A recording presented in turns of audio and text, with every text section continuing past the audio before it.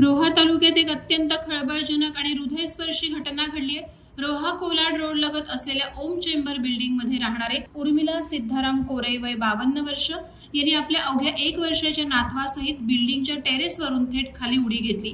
दिनांक 9 एप्रिल रोजी सकाळी 6:30 वाजण्याच्या दरम्यान हा दुर्दैवी प्रसंग घडलाय। या घटनेत आजी उंचावरून पडल्याने जागीच गतप्राण झाली। मात्र 1 वर्षाचा नातू वाचला असे प्रत्येकाला वाटत होते। मात्र या घटनेनं अवघा 1 वर्षाचा चिमुकला वेदांत गंभीर जखमी झाला होता। त्याच्या हातापायाला गंभीर दुखापत झाल्याने त्याला पनवेल येथील MGM रुग्णालयात हलवण्यात आलं होतं। परंतु वेदांतला रुग्णालयात नेण्यात येत असतानाच त्याचाही दुर्दैवी झाल्याची माहिती समोर आली आहे। या घटनेची माहिती मिळताच पोलीस घटनास्थळी दाखल होऊन त्यांनी पंचनामा केला। तसंच महिलेची बॉडी उपजिल्हा रुग्णालयात हलवण्यात आली। आजीने असं टोकाचं पाऊल का उचललं याबाबत सर्वत्र आश्चर्य व्यक्त होते। या घटनेचा अधिकचा तपास रोहा पोलीस स्टेशनचे अधिकारी करत आहेत। वादळवारा लाईव्हसाठी अक्षय जाधव, रोहा।